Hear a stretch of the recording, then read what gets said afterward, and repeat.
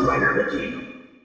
Hey YouTube, Dawson Rider here with my review of Kamen Rider Build episode 18. I believe this was 18. Again, if I get it wrong, it'll be right in the description or the thumbnail eventually. I get things wrong often. Anyway, this was a great episode of Build. Like, I talked about in Q-Ranger's review how a lot happened in both of this week's episode, like the more I thought about it, but Build in particular, a lot happened in this episode. I mean, we got Grease's essential, like, official, like, full debut. I mean, we saw him already both out of suit and in suit, but, like, this was, like, his debut episode. In fact, like, a lot of the episode almost, sort of was from his perspective. Like, we just focused a lot on him. It was his coming out episode, like, and that sounds weird way of putting it, but you know what I mean. Like, it was his more or less official, full-on introduction where we got to see more than glimpses of him. And then we also got 2 new build forms. There was significant story in terms of, like, the Slash Driver and Ryuga using it. And, at the end, that dude whose name I already forgot, but that looks like, one of the dudes from Ghost, even though the Faust people dress like people from Ghost anyway. He's alive. The dude that, took the blame for being Night Rogue that was shot a few episodes ago. I didn't expect that, honestly, because, I mean, I know it was pretty classic death scene for any show, not just Toku, where, you know, they fall overboard or fall and they never find the body or whatever, and it's like, okay, they're gonna come back. But I just felt like his purpose was served, where he, you know, took the blame for Night Rogue, and then he was kind of, in a way, I felt a red herring for potential Nightstalk. That's like their fusion. Bloodstalk's identity very early on. So I just felt his purpose was served, so I'm surprised by that.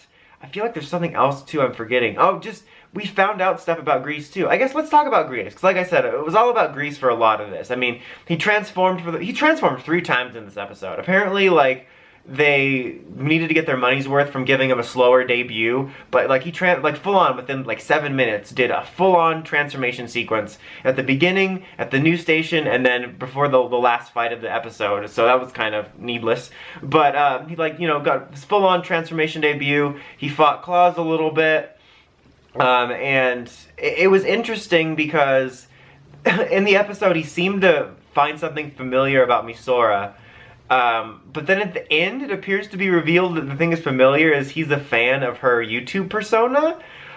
It kind of reminds me of the reveal of initial Build's identity reveal, where part of me hopes there's something more, but part of me doesn't. Where it would be interesting if there was something more to this. Like, maybe he watched her YouTube because he felt drawn to her, and then, like, this is just part of it. But that is also funny to me that in a series with constant foreshadowing and mysteries that, like, this episode, he's like, oh, there's something about her, and he's like, oh, I love her YouTube, and, like, that was pretty funny, and, like, unexpected, so I don't know what I'm hoping for out of that. Like, if there's something more to it, it could be interesting, but if it's just that, I wouldn't be entirely mad, just because it's kind of a neat curveball, almost a plot twist in and of itself, I thought, so that was interesting. And he gave a news conference to the people of Toto, like, Toto, we're not in Seto anymore, whatever, anyway, like, basically saying, you know, I'm Hokuto's Kamen Rider, you stay in your homes, we're just gonna do this Bane style, you know, but we're stay in your homes and you won't get attacked, and, you know, if you join the battlefield, though, you will. And there was an interesting conversation between, this is a conversation right here, so you know what I'm talking about, otherwise you have no idea, with, like, Hokuto's president or whatever about, like, how he wanted to actually protect the civilians. At least that's what I took away from it, which is interesting. And then right after that, there was dialogue between him and the Yu-Gi-Oh! Lackey-looking dudes about how they're his family, but he doesn't remember them. So there's actually quite a bit interesting going on with him, to be honest. I can't get a good read on him, like, whether I like him as a character yet. Just because his personality, he's kind of, like, laid back, but he likes to have fun in the battle. But again, there's that thing I just said, he seems to care about actually the safety of people, which seemed to be something he was doing in the previous episodes too, that we've seen him in. But he's not unwilling to hurt people. Like, he even said to Build at the end, like, you know, war's gonna have casualties. So I think it's interesting that he's not, at least to me it doesn't seem, unless I'm just not picking up on some cues or dialogue, that he doesn't seem to be an outright villain. Like, he's not just an outright mercenary for Hokuto. Like, he actually seems to care about people, but it's not like Sento's or even Ryuga's, where it's like 100%. It's more like he'll protect people, but he's willing to go the distance for certain plans. So that's interesting. The thing about those people being his family is interesting. My first thought was, oh, why they're doing a rehash of a memory story, but then I remembered that's kind of a reoccurring element for anybody that was experimented on by the Smash or involved in that. So I'm curious why he has no memory. That opens up a new mystery, how he's connected specifically to those people. Are they actually his family? All of them? Is just one of them? Or does it mean like just, you know, a found family, like friends? So that's interesting. And then you also have the whole element that was found out in this episode that using the Splash drivers sort of basically like exposes you in a similar manner to being directly exposed to Pandora Box's light, and it'll make you increasingly more battle hungry. So basically Grease has a lot going on. Mysterious past, historic connection possibly, he might care about people, and he's going to become increasingly more aggressive. So he's got a lot, and I think that's nice, because I like that Build opens up more mysteries and storylines when they close them, so it feels like we're always progressing and evolving. So I think it's nice to have so much invested in Grease. I just can't get a good read on him whether I like his personality or not, but I'm definitely interested in him. Not romantically. I mean, but he was Otoya, but you know what I mean. Like, I just think he's got a lot interesting going on, a lot of different things to think about. And speaking of that reveal that the driver is dangerous, it was really nicely done. This episode was one of the prime examples of why I love Sento and Ryuga's dynamic, because they're so entertaining with the banter, and they have this back and forth where they'll often say things, you know, in a joking, mean way, but as like a defense mechanism in a way, because they really do care about one another, and they're always at odds in some ways, but they also have common ground. It's just this really great dynamic, and I think this episode really showed it off, where at the beginning it was kind of funny because Sento was like, well, I'm going to use a Splash driver because I'm the main character, basically, and I can't have the supporting cast overshadowing me, which I thought was really funny.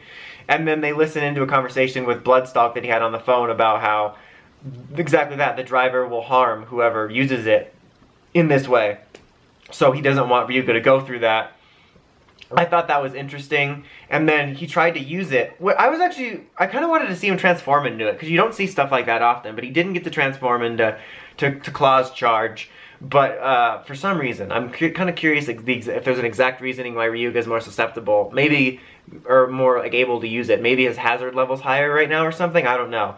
But he couldn't use it, and Ryuga said, you know, I'm going to do this for Misora because, you know, you're her only family that she has left after her dad betrayed us, and no one cares if something happens to me.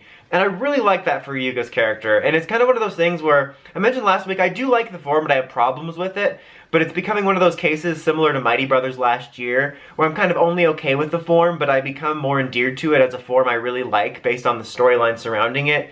And I like the idea of him basically, you know, sacrificing himself in a way, sacrificing his mental faculties or body for good, and I think that's really cool. And it looks like next week it's going to come out a little bit with him becoming a little more like battle hungry. Like we saw that a little bit from Grease in the battle this week when he was fighting the henchman. He seemed a little bit, you know, bloodthirsty. We obviously haven't seen it from Ryuga yet because this is the second time he ever transformed, but it looks like it might happen next week. But I think that was really cool and a really nice moment to give this form debut significance. Something I felt I forgot to mention last week was how I wish there was a little bit, seemed a little soon for this form after Ryuga's debut. It seemed like he just debuted. And part of me wishes Grease actually would have debuted further, and like, you know, Sento made the driver and was like, we can't use it, but then Grease coming out sort of forced them to pull it out and say, okay, we have to use this. But I'm still fine with it. I think they kind of wound up giving it a good story debut. So I'm happy with that. Last thing I wanted to touch on is just really brief is that we did get 2 new build forms because he was using some of the bottles that he stole from them last week. I also don't remember if I mentioned this last week, but I did like the idea of like, you know, we reached the milestone in our little state of him collecting all the bottles, which led up to, you know, him putting them all the panels, and I thought it was kind of cool to use the excuse to give us more bottles for toys and stuff, but them being the bottles that were made over in Hokuto. I thought that was kind of cool. Like, it's a neat in-show way that makes sense and feels organic to introduce more combos for toy sales.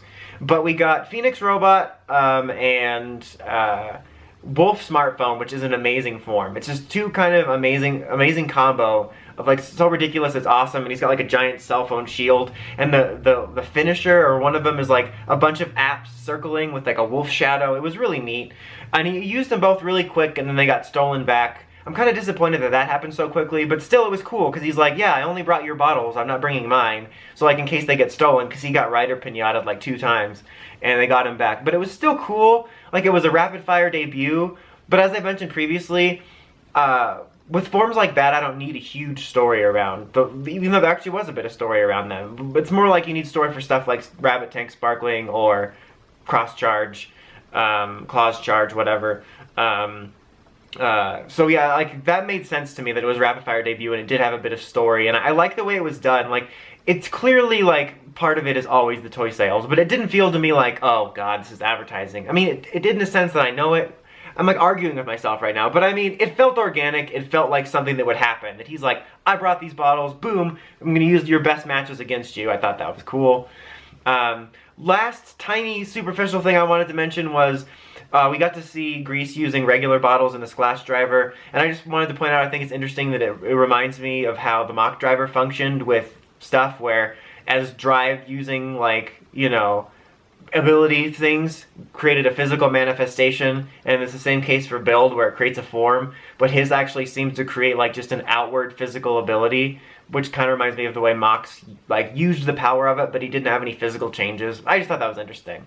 But anyway, overall, this was a great episode. In fact, I feel like I forgot something significant, but if I did, I'll probably touch on it next week because it'll carry over. But this was a really, really good episode. I mean, Build hasn't really had any bad episodes for me that were awful or anything, but this one was like packed full of good stuff, and it didn't feel rushed. It felt like it was perfectly balanced. I'd give it a 9. Anyway, that's about it. Until next time, don't forget to like, comment, subscribe. Dawson Rider, signing out.